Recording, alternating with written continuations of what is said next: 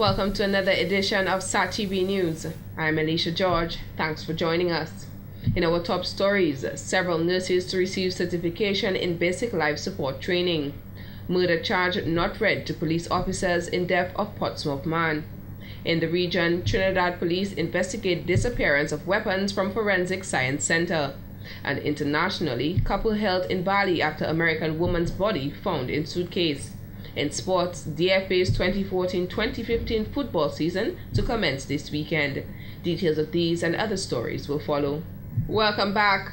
A number of nurses are currently benefiting from a 4-day in-service training program on basic life support, BLS, which began on Monday at the Old Acute Psychiatric Building at the Princess Margaret Hospital, PMH.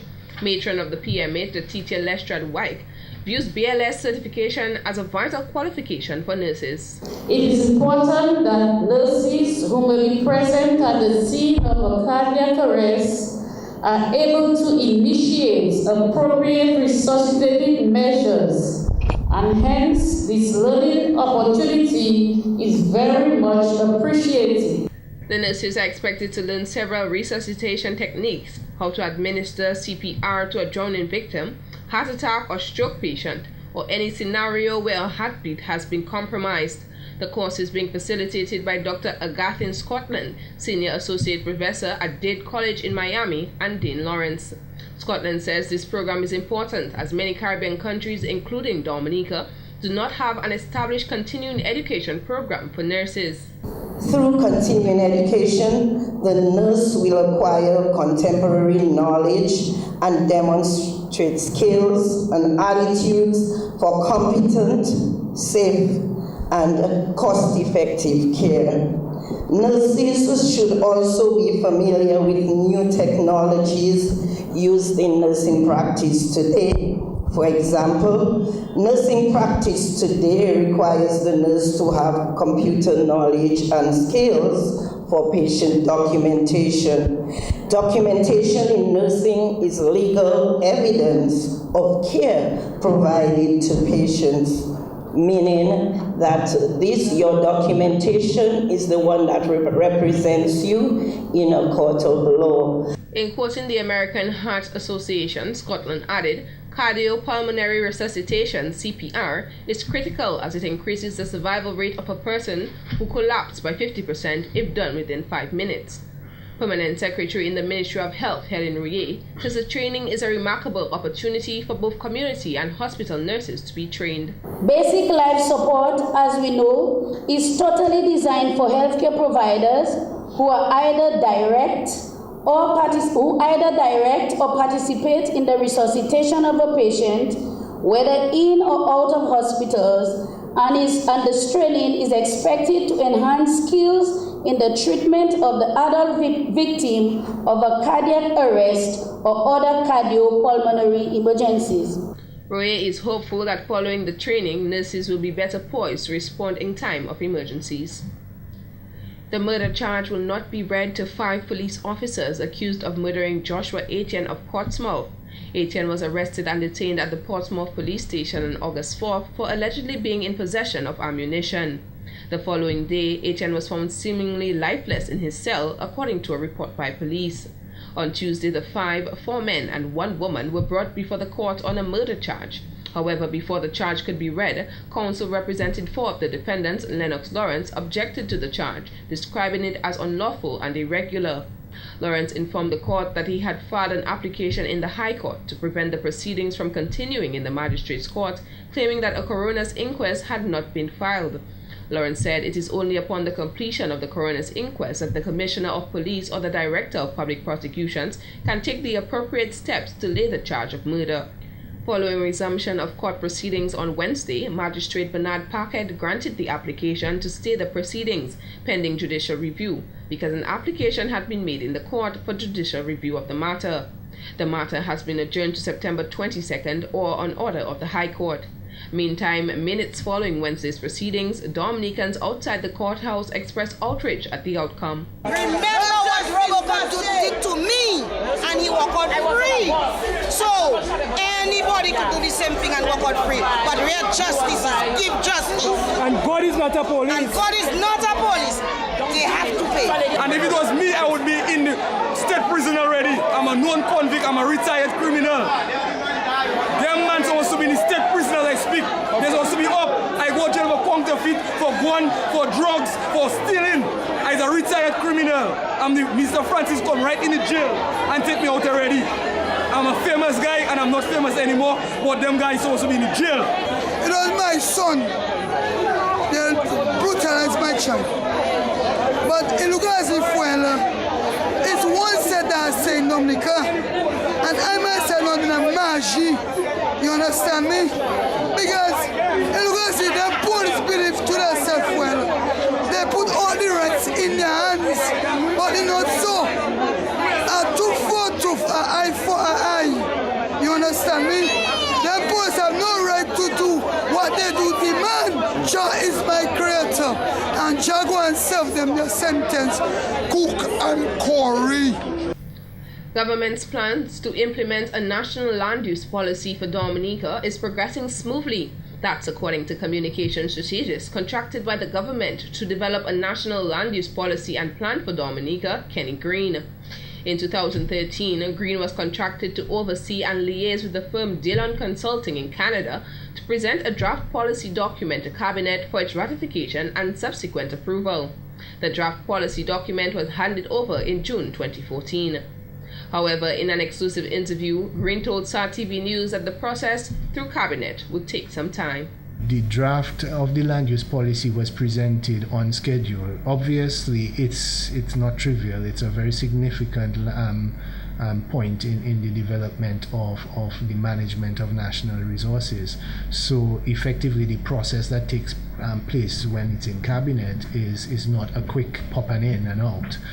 So that's going to take some time. It is expected that following approval of the draft, a national physical plan will be implemented. When it goes into the national land use, the national physical development plan stage, there'll be obviously more consultation, but also more publicizing of the effect of physical development planning on the daily lives of Dominicans.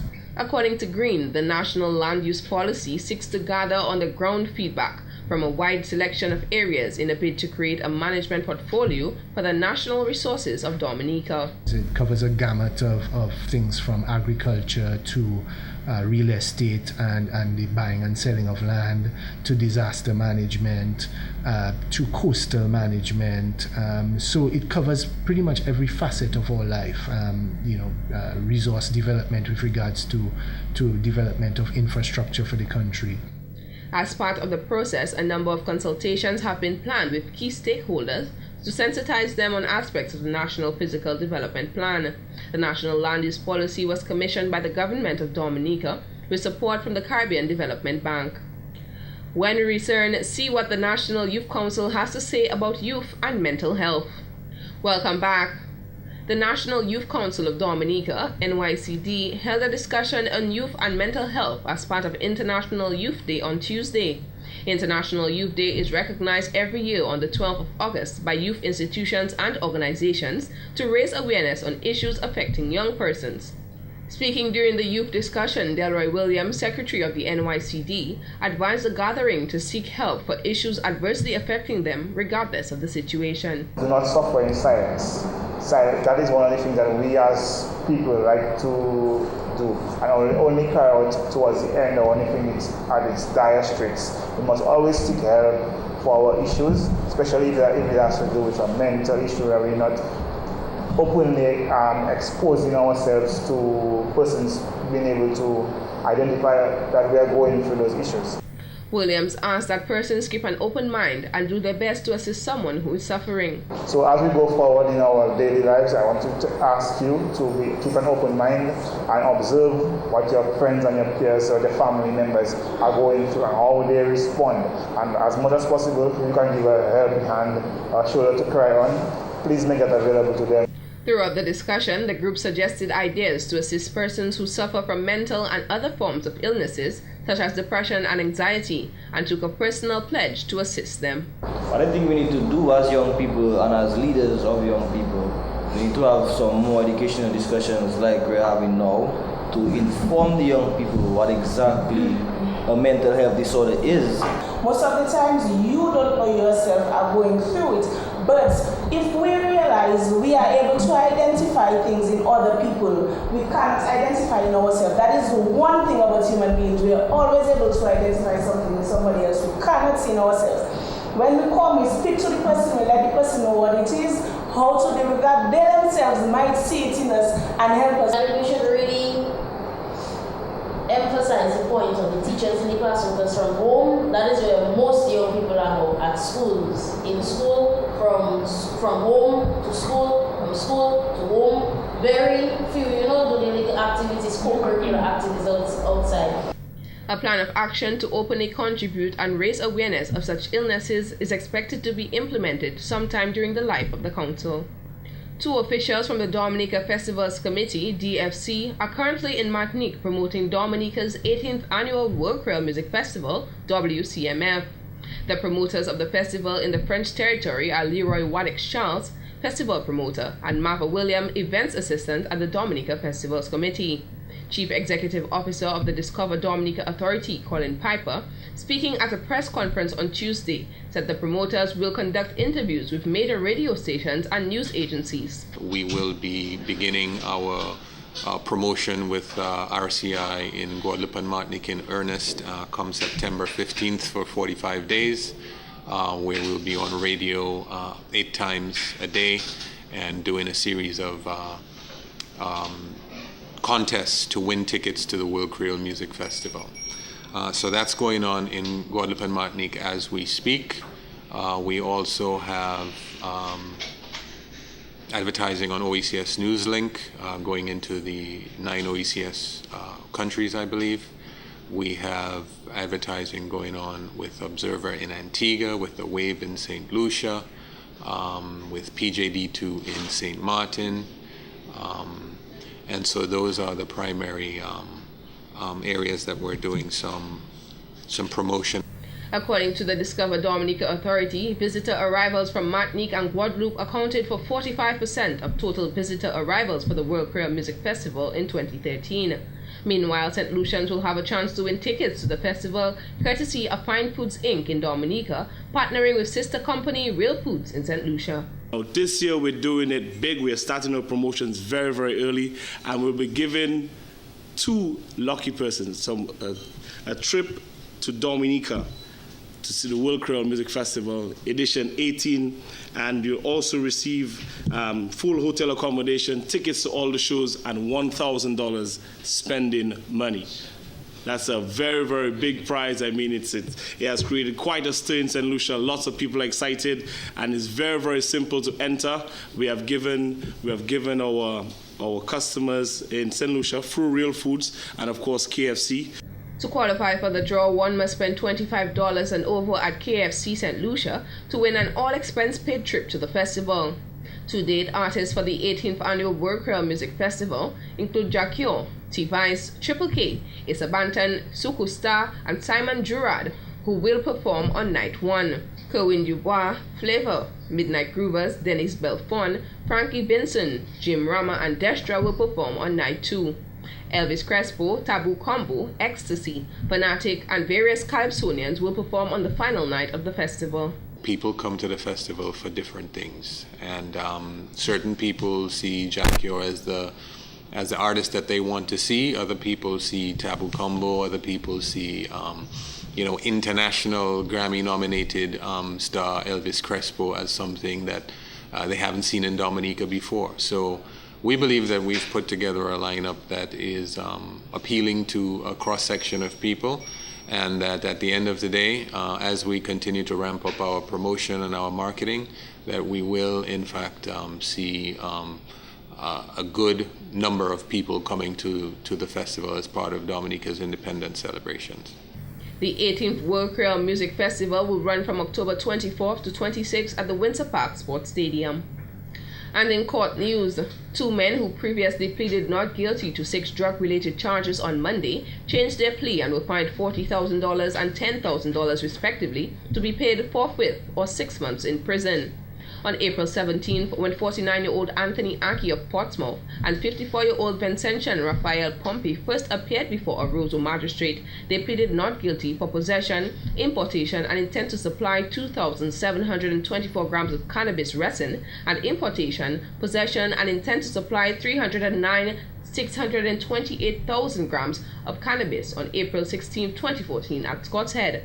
The cannabis carries a street value of $682,000, while the resin is valued at $9,000.